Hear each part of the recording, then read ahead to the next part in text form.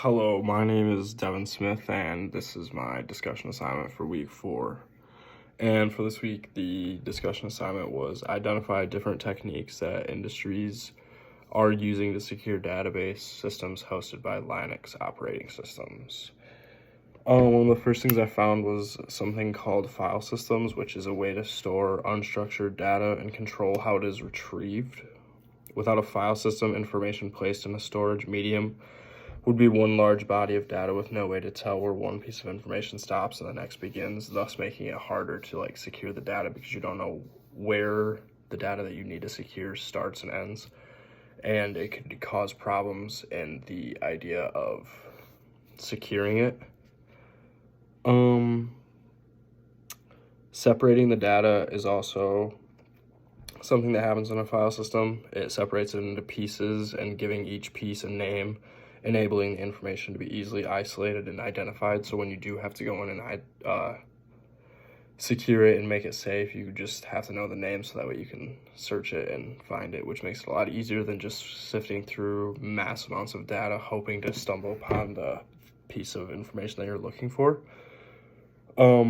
File systems can be used on many different kinds of media, such as SSD drives, magnetic tapes, and optical discs. File system types depend on the operating system used. For example, Linux uses file systems such as OS, EXT family, XS, XFS, and JFS. Windows OS uses FNT32 and NFTS, and Mac uses APFS and HFST. So essentially a file system is a way to gather mass amounts of data and compile it into easily findable pieces of information, so that way when you do need to go in and secure the information that you have as a company, it's a lot easier. It's kind of similar to having a good file system with your own stuff, so you're not sifting through a bunch of stuff looking for files, hoping to find the right one. That's why labeling is such a big thing. So I think file systems are essentially just a label for a company to use to go in and secure information.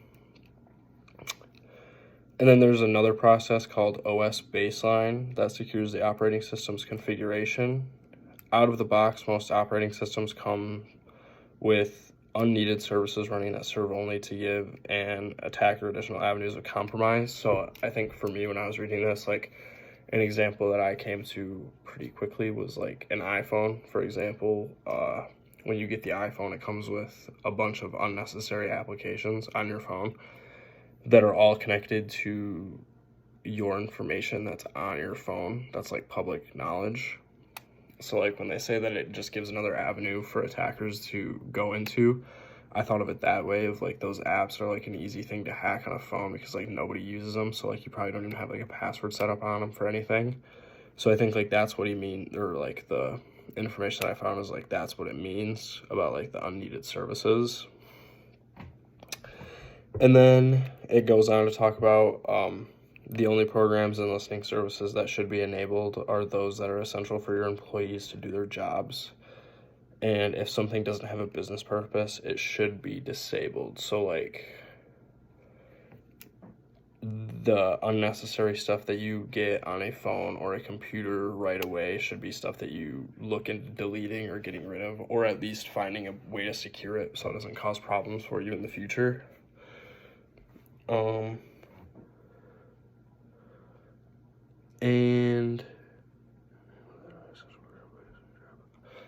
And then the other stuff that helps your employees do their job is the stuff that is important for you to have, because that's the kind of stuff that goes within the file system that helps you maintain the data and helps you secure the proper stuff, so that way you're not losing valuable information that you need to do your job.